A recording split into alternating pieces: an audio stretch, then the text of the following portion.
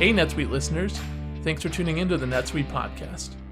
I'm Ian McHugh, co-host of the podcast and a senior content marketing manager at NetSuite. You'll start to see me here more regularly as my colleague Megan O'Brien and I take the podcast reins from Kendall.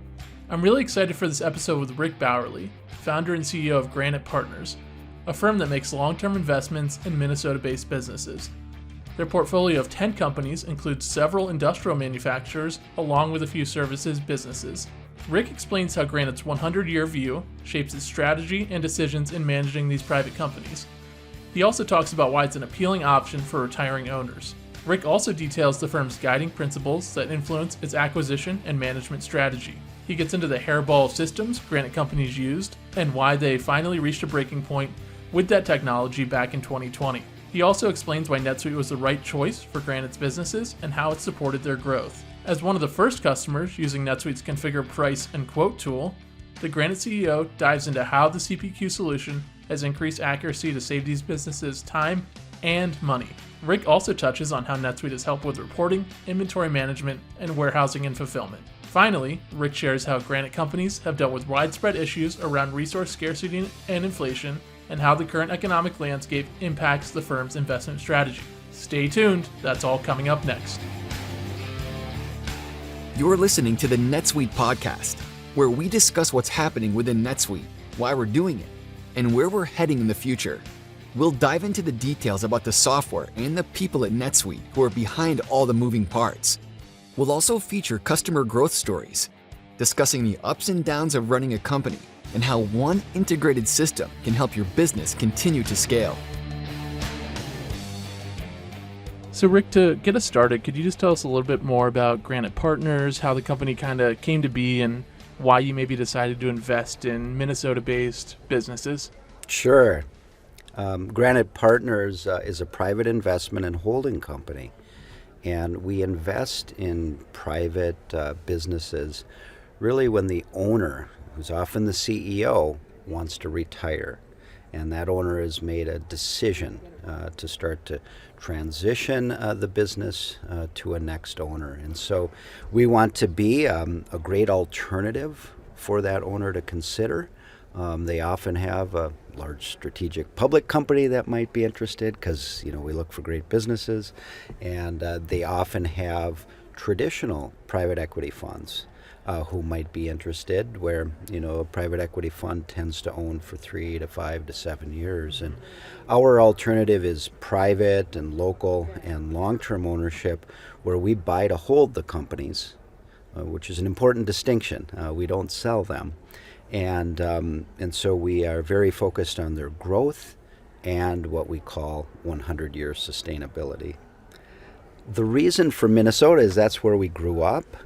That's where our management team is. That's where the families, our family, and a series of other families who capitalize Granite, live and work and built their own family businesses. And it's where our leadership teams are. It's where our supply chains start from. And so we just have a dense Minnesota roots and network from which we grow.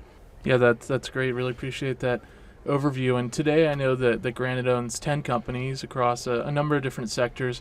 How do you kind of find these businesses and how do you make sure they're the right fit? What makes them the right fit? How do you identify them as the right fit? Yeah, so we've been in business for 20 years and we have this 100-year view.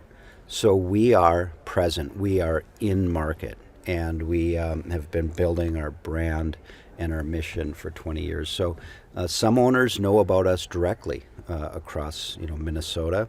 Some of them hear about us through their accounting firm or their law firm or their bank. But we want to be known to them as an alternative, and we can have coffee and see if it's a good fit as between their goals for a business they've often built for 20 or 30 years and really our mission and our resources. We tend to look for 4 things in a company. And the first is a little unorthodox. It's really about the owner. It's really about the CEO, often one and the same, or the family, that helped build this business. And we look for owners who value local, private, long-term sustainable ownership for the stakeholders they built. Really a keen focus on their team members and a keen commitment to their future opportunities, and a keen focus on the great customer base they've built, the suppliers they've built, and often the community, often a regional center or town where that company has a significant, community impact. So when we meet an owner who cares deeply about all stakeholders, it then tends to be a good fit with our mission of growing companies to create value for all stakeholders. That's our stated mission. And then after, really assessing fit with an owner, which is really about conversation and getting to know each other, then of course we look at the industry. Is it an industry that has growth factors behind it? Then we look at the company. Is the company well positioned within that industry? Does it have a strong position, and can it sustain? And then fourth, we ask, can we add value to that company?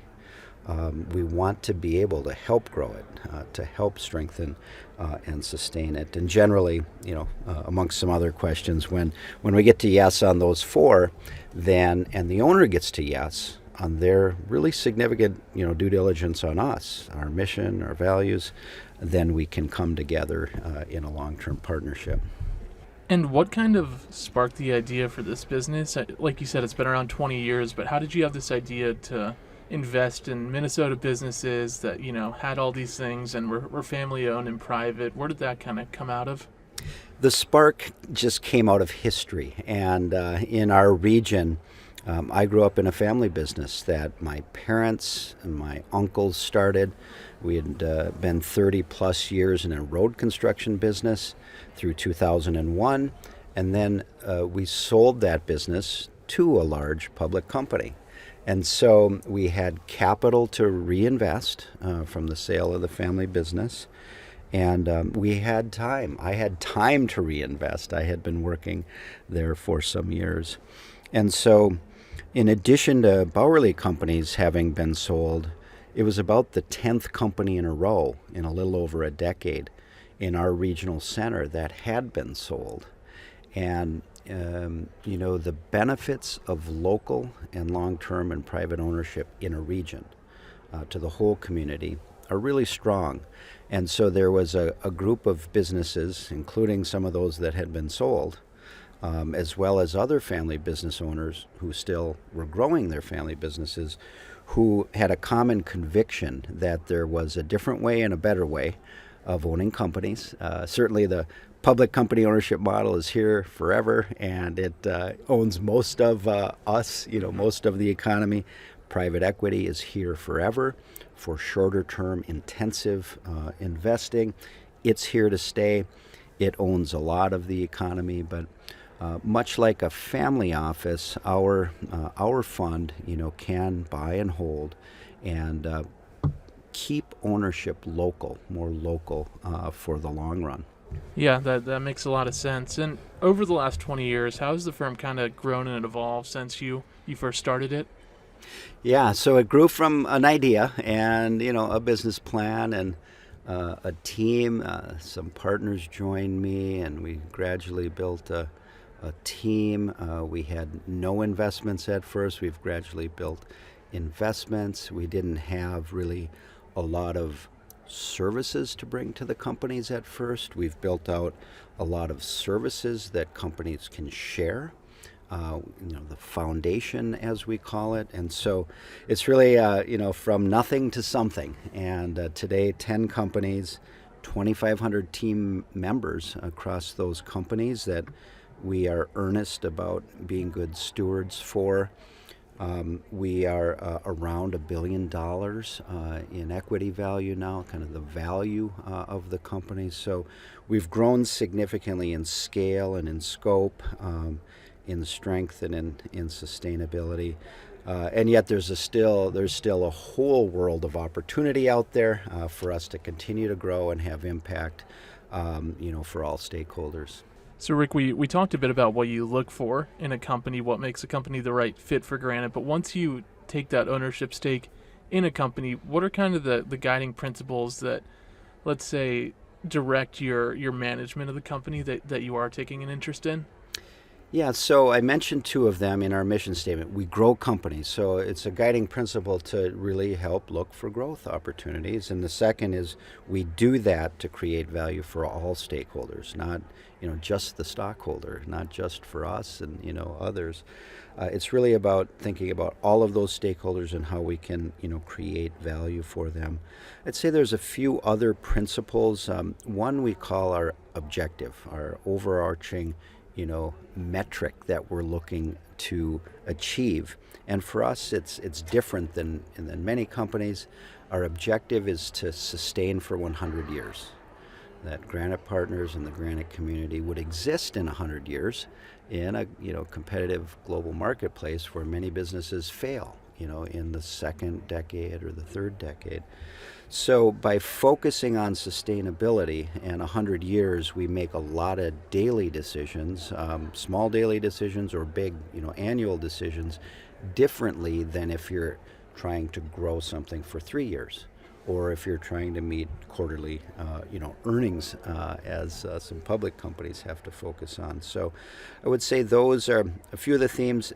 Our vision statement is another theme where we focus on trying to create and support world-class well-being, we call it. So the health and well-being of our team members is, first and foremost, but health and well-being of all stakeholders in our community is our vision. And so if you are thinking about the well-being of all stakeholders, you also make decisions differently than if, say, financial well-being is the only element that you're thinking about. And so we try to also focus on social and relationship well-being, community well-being, as well as physical and health well-being. So those are some of the themes. And given the background of the firm, your background, I imagine that you kind of bring a certain degree of financial expertise into these companies when you take them over. How do you kind of leverage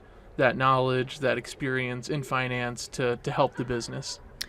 Yeah, so our team, we're almost 30 people in our Granite Partners team, and we really do have a lot of experience and a lot of education in investing, in finance, in accounting, in value measurement. And so that tool set is strong for us.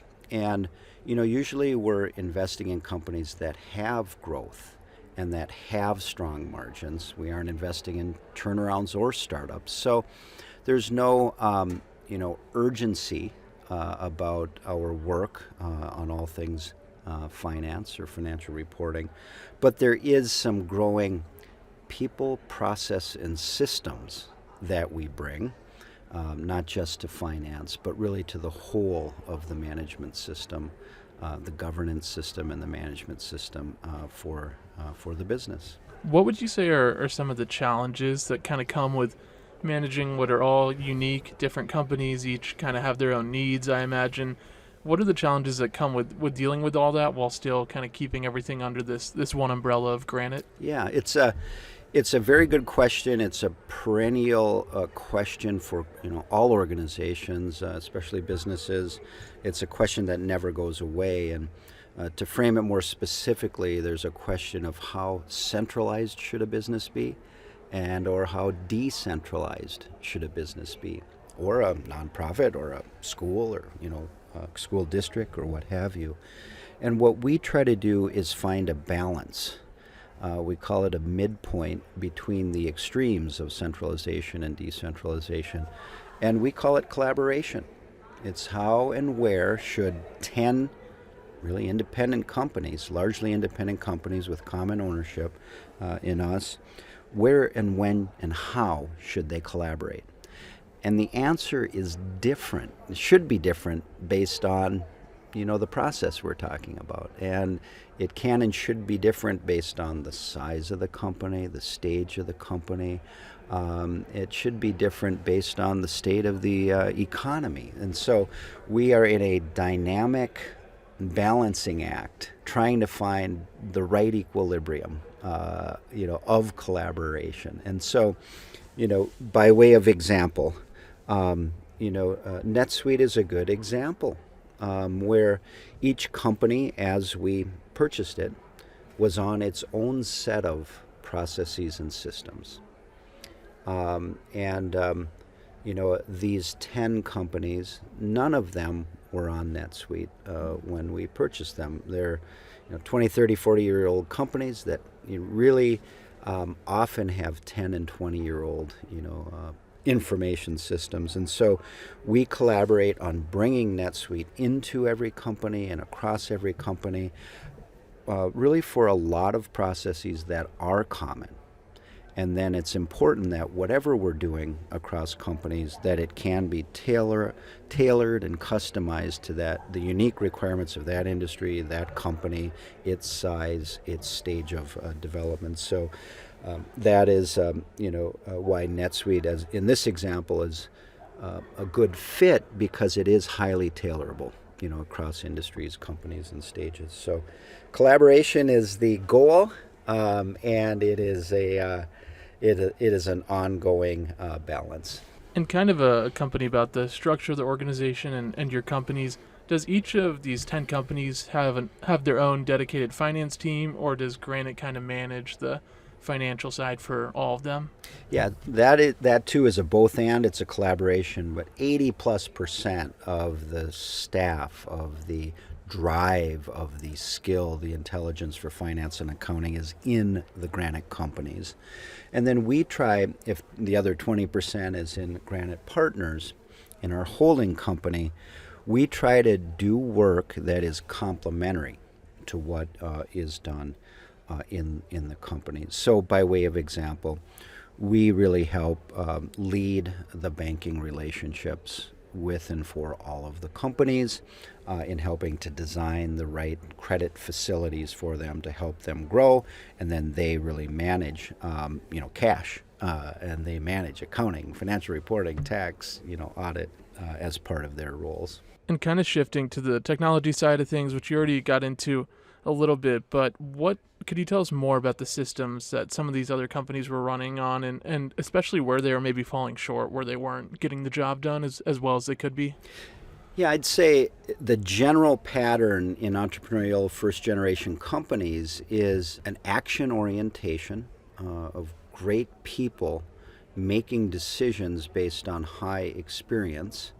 I would say great people are what start and grow companies through their first phase, and business process starts to develop, in some of those early years, and really modern systems start to develop as well. What we tend to find is great people that we're partnering with in the companies, and then we can help invest cash, invest more skilling up, investing in new positions to strengthen business processes, and really to enable it then with information systems. And so what we find, and we engaged Deloitte actually to study all of our systems across all of the companies in 2020, and they kind of documented what the current state was. And it is what NetSuite calls the hairball. It is that there are individual islands of data and processes and systems that really are disintegrated. They're not integrated, and they're often older generation systems, client server model systems that are going to be sunset in time as the world moves to cloud computing. So the sunsetting is a mandate for us to get off of a system, but the upside is also a primary driver to have a modern system that we can scale revenue on and scale the whole enterprise on. So we've then been about moving away from the more manual, the more fragmented hairball towards a global scalable system. And you said that evaluation process kind of happened in 2020. So any reason it happened then? Was it just something you'd been thinking about for a long time and finally decided to pull the trigger on it? Yeah, I think it was a tipping point. It's we'd been talking about it for quite some time. Several companies were coming to sunsets on other platforms. And COVID was an accelerant for all of us, thinking of being digital in enhancing our digital capabilities. And of course, cloud computing's just been accelerating last 20 years, last 3 to 5 years in particular.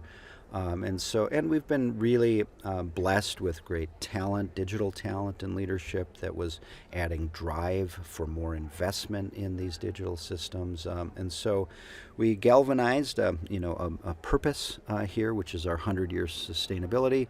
We've now got a great coalition of 30 leaders here, president at SuiteWorld today, who are helping to really drive NetSuite as our foundation across all of the companies. So after you went through that evaluation, what kind of stood out about NetSuite to make it the right system for Granite partners and Granite companies as well? What maybe business challenges did you feel like it could solve better than other solutions you might have looked at? Yeah, I think the primary feature driver is moving from disintegrated systems and islands of systems that can't talk to each other into an integrated, an end-to-end, a full, business and transaction system. And there, NetSuite, the second part of that analysis is then, I'll call it how modern is the platform. Is it cloud native? Is it scalable? Is it secure? Does it have proven reliability? Can it grow globally with us? And when you take those two factors, integrated and end-to-end, and then modern, cloud native, proven scalability and security, there's really only one system.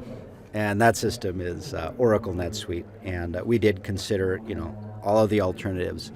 And while there are alternatives for us in our medium-sized, growing global companies, the alternatives are a very distant tertiary. How did 6 out of the top 7 best-performing tech stocks gain visibility and control over financials, inventory, planning, and budgeting with NetSuite by Oracle? Answers at netsuite.com/code. netsuite.com/code. So Rick, I know this is kind of a big question, but broadly speaking, what were some of the most notable improvements all of these different companies as well as Granite partners saw once you started using NetSuite? For Granite partners, we've been using NetSuite since 2002 and almost 20 years now. And so for us, in managing the holding company, it just brings great, accounting, financial reporting, and analytics for us. Importantly for microbiologics, when we invested in that great company in 2008, it had the typical systems profile. There was a homegrown system in the front office, for thinking about quotes and customer interactions.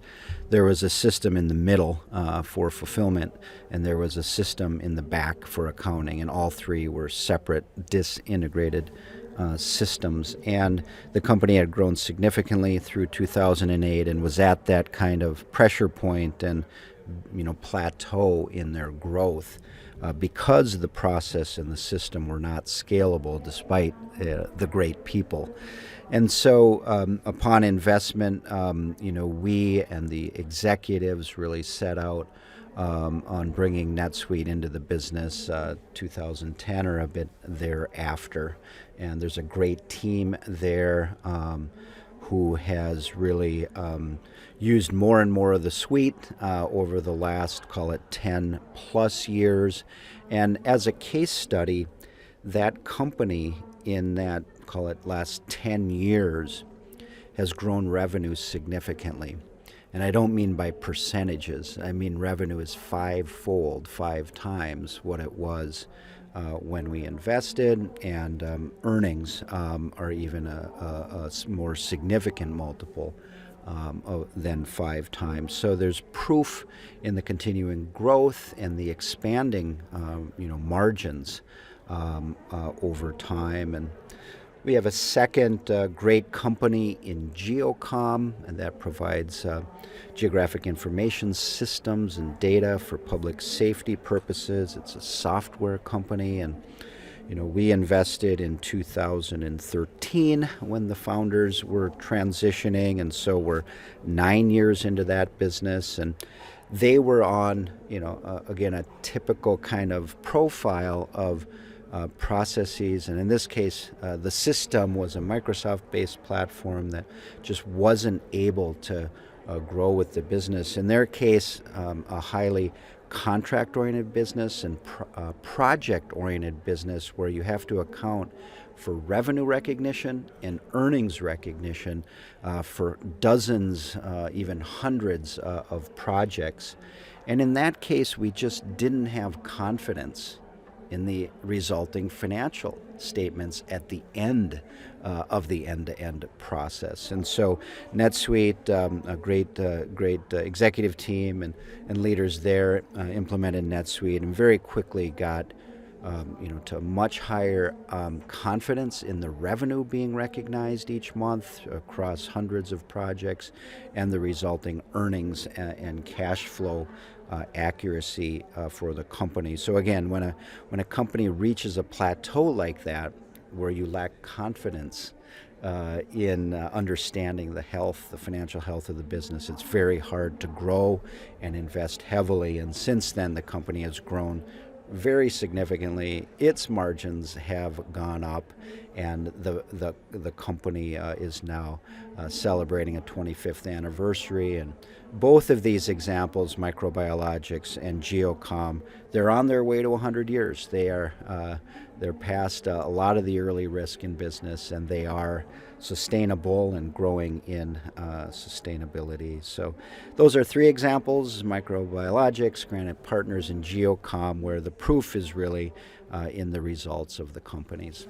Yeah, I think those are great examples that really highlight how NetSuite has helped in a very tangible way. And then Granite is also one of our first customers using the Configure, Price, and Quote, or CPQ tool. First of all, Rick, could you just kind of explain why some of the Granite companies needed that application? Yeah, so all of our companies are niche players that provide a premium product. Most of them are product-based companies, a premium product or service. And when you're competing for advantage, in any competitive niche, and you are charging a premium price for a more valuable product and service, you are often configuring a base product, a base service or solution, and you're adding accessories, features, warranties, or other forms of value. And so really all 10 of our companies are configuring value-added products and services. And, so a simple, flat product and price list is not our reality. We aren't a low-cost, mass-market, standard product or service provider in general. So the high value and the high complexity and configurability of our products and services lend themselves to NetSuite's CPQ engine. How did these companies that need to configure and price products do this before? Was it physical pricing lists? Was it spreadsheets? Was it something else? It was great people. It was really great people, great sales leaders, great engineering minds, great production managers.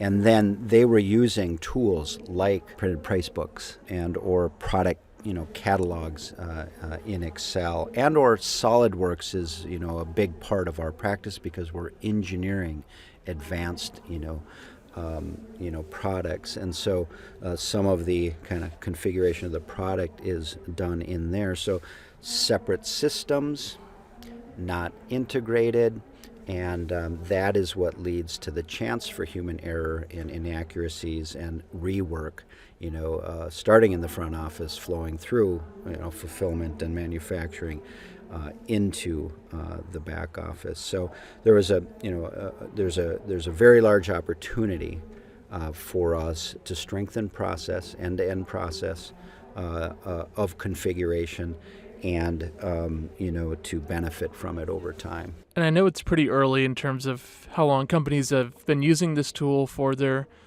configuration and quoting and all that, but what are the results you've seen so far? How has it helped with those different pieces that go into kind of building and selling custom products? Yeah, the value lies in data being more accurate. the product configuration itself being more accurate, the price configuration, again, not just simple pricing, being more accurate, and then flowing into a proposal that's accurate and accepted, and then downstream into bills of materials, work routings, work orders, purchase orders that are accurate. So accuracy is, is a form of quality, and so we grow our accuracy and our quality, and we reduce rework. As a result of that, cycle times decline. The time from the start to the end of the process, from the first lead all the way through payment in the end, can be condensed. And we also compete on speed as a middle market companies, often competing against large global companies. We compete on differentiated products. We compete on speed, deciding faster, moving faster, faster lead times, faster delivery times, faster response times. So we have our early evidence in 2 companies that are using CPQ of growing accuracy, growing speed, and those things allow for greater revenue growth with the same number of resources, because you're not focusing on rework, and they allow for greater pricing power and greater cost management and margins over time. And obviously there's other CPQ tools you could have chosen. There's other software out there. Why NetSuite CPQ? Was it kind of having that unified platform with all the other components of the business? I'd say it's 3 reasons. The first and foremost is, as you suggest, it's the fact that it's integrated. It's native to NetSuite. It's not separate and standalone, where ultimately the resulting quote has to be manually walked over by a person to a new system and manually re-entered, and or electronically integrated, where there's failure rates in some of those integrations. So the integration, again, is the primary driver, but it's certainly not the only source of a premium value. The second is that CPQ engines in general can have various levels of flexibility, designability, extensibility to fit very different industries, products, services, and solutions. And so we, in addition to the 2 companies that are using it, we have 2 companies that are close to going live on it, and we have presented it with some of the most complex configurations that are imaginable in products, and some of very high scalability requirements, and we have not felt any limitations in the tool set. The tool set really can automate what we can design on paper, and what is best for delivering value to customers. So second is how robust it is, how dynamic it is, how flexible it is, the ability to have logic, math, rules, validations that fit our process requirements. I'd say the third is that it's just a very good value. When you look at the licensing cost for NetSuite CPQ relative to the long-term value, there's a very high return on investment. It's not a cost-based decision. It's an ROI-based decision. And then I wanted to ask about a few other components in NetSuite that you're using. The first just being kind of around reporting. Obviously, that's one of the big value adds whenever you kind of update your technology or ERP system. How did NetSuite and Suite Analytics and that component give you kind of more access to different reports, different analytics, whatever that you didn't have before? And are there any specific reports or analytics that have been particularly valuable to Granite or to your companies? Yeah, I think of the analytics capabilities in a series of tiers within NetSuite. First, there's a whole series of searches that come out of the box with NetSuite, and all of those searches can be customized to your business. So business users can do that. They can find the information that they want on any given day. The second is, hundreds of reports across the front, middle, and back office come out of the box. And again, those reports can be customized, quickly by business users. The third then is the key performance indicators across the system, that Deloitte helps us set up on implementation. Our technology teams can quickly adapt for various users so that they have the key performance indicators on their processes in front of them every day. And then the fourth level really is suite analytics and the workbooks that are available, whether you're looking at whether you're looking at revenue analysis or whether you're looking at certain cost or inventory analysis. The workbooks, a series of them come out of the box. Others can be set up fairly quickly so that you can slice and dice and pivot and visualize your data really quite quickly. And so we are early in using Suite Analytics, but we're seeing its power over time, and we're eager to learn more now about the broader NetSuite warehousing capabilities. And then Granite also uses NetSuite's warehouse management system, or WMS. First off, just where did the need kind of arise for that system? Yeah, we use the full advanced manufacturing module, the full warehouse management module, all the way through complex, shipping and transportation systems for 9 of our companies because they are, product-based and engineering oriented. And so it's just the nature of our industries and products that lead us, to really pretty full and advanced use of what I call the middle office and really fulfillment over time. And so those capabilities are very broad. We might be capturing 50% of the suite today, and we've got some years of using more and more of the capabilities in manufacturing, in warehouse and distribution, and in supply chain management. And how has that module helped so far? Has it helped with your inventory management, with maybe the productivity of your warehouse or manufacturing staff?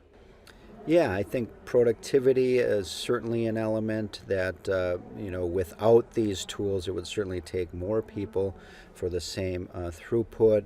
I think there's gains in quality, there's gains in cycle time and velocity. There's gains in some, joy in users, team members who have a modern system, reliable, secure, scalable. It performs for them. And as they skill up and learn more about it, they can really manage their day and their team more effectively. And then shifting gears a little bit to kind of the current economic climate, if you will, we've seen heard a lot lately about cutting costs, new focus, or I should say a renewed focus on profitability. Has that come into focus for Granite's businesses at all? And if so, what steps are you maybe taking to support those goals? Well, with a 100-year view, we really don't, undertake any drastic cost cutting, but we are stewards. We're good stewards of resources, and so we're always looking for leaning out processes. We're looking for, savings of time and not wasting raw materials. So there's a real drive in all team members to do that. NetSuite just helps them, with the information and the foundation to do that. So our greater focus is on managing price in this inflationary environment and in this supply chain environment where there's a great scarcity, of resources. And so CPQ helps us manage price with greater accuracy, greater specificity, because you're not just bundling a total price, you're really thinking about every element of the value delivered, and you're ultimately commanding more price when you have a strong market position. And then it gives us greater visibility into our pricing patterns and trends and where we might be underpriced relative to competition or relative to our values. So velocity and agility in pricing, really mastering price management, I think is a great next frontier for many businesses, and for us included. And as we start to wrap up here, Rick, wanted to ask a couple questions kind of about the future of the business. What does Granite Partners have planned for the near future to make sure it continues serving, as you've kind of said here, both your employees and your investors? And does this current, or maybe the economic climate that we're expecting over the next couple of years, does that affect your strategy at all? Sure. Well, we will continue to grow companies. Our companies are growing, really across the past 20 years. We've grown every year. We will continue to add companies to our family. We'll continue to bring smaller companies acquire them into our 10 platform companies. So there's just a lot of good momentum for that, and that will all continue. So that's the growing companies part of our mission. And then creating value for all stakeholders is an equally challenging part, and even a more important part than just growth alone. And so creating value for team members is top of mind, in this talent market. The coming decades, there will continue to be a shortage of talent. Talent will have many options that they can choose from, and so we do a lot of work on creating a culture, and each of the companies works on being really a great place to work, focused on total well-being for team members, so that we are retaining at high rates. And we are retaining at higher rates than our competitors, but there's still more that we can do to really, empower a lifetime for a person and retain them for a lifetime. And then there's a lot of work being done on attracting talent. We have 2,500 team members. We have 200 open positions right now. And so we have internal recruiting teams in each Granite company. We have an internal recruiting team in Granite Partners, and really want to, focus on our internships, apprenticeships, mentorships to attract even more talent, faster than our competitors in our respective industries, to help fuel that growth. And with then great team members, we can continue to provide, really superior value to customers and be great long-term partners for suppliers. How do you envision NetSuite maybe supporting some of those future plans in the coming years? Well, I just think of NetSuite everywhere. NetSuite as our foundational business and transaction system in every current company, every future company, and I envision it as the basement of a great building. It is the foundation that's broadening and deepening and strengthening, on which we can grow. And it then enables us all in our digital skills, in our digital intelligence for all team members, and thus we can innovate products and we can accelerate our work for customers over time. So I imagine NetSuite electrifying the Granite companies and continuing to fuel our growth and value creation. And my last question for you today, Rick, if you were kind of pitching other investment firms like Granite on moving their companies and the holding company itself to NetSuite, what would kind of your positioning look like, or your argument look like for why they should move? Well, it's a return on investment analysis. It's about investing in some subscription licensing to what we think is the best system in the world for our middle market companies, in exchange for the returns that come from revenue growth, from margin expansion, from cash flow acceleration, and serving stakeholders in a way that they continue to come to the portfolio companies over time. So I think it's just bringing the same thinking that investment companies use when deciding to invest in a business, using that same thinking for deciding whether and how much to invest in a modern cloud-based and scalable system. All right, well, thank you so much for your insights today, Rick. Really appreciate the time. Thank you, Ian. Have a great day. Really an amazing customer that demonstrates how NetSuite has supported a company that now has more than 2,500 employees and $1 billion in equity value across its businesses. Such an interesting model for an investment group. I love how they focus on employee and community well-being rather than just financial results. which ultimately translates into positive results for all their shareholders. Thank you again to Rick Bowerly for joining us and sharing Granite's story. I also want to extend another thank you to our editing crew over at Lampstand and, as always, all of you for tuning in. If you want more episodes just like this one, make sure you subscribe to our channel and give us a rating and review. Thanks so much, and we'll talk soon. You just listened to the NetSuite podcast. Be sure to tune in every week with more NetSuite developments, stories, and insights into the benefits of one integrated system to help you run your business.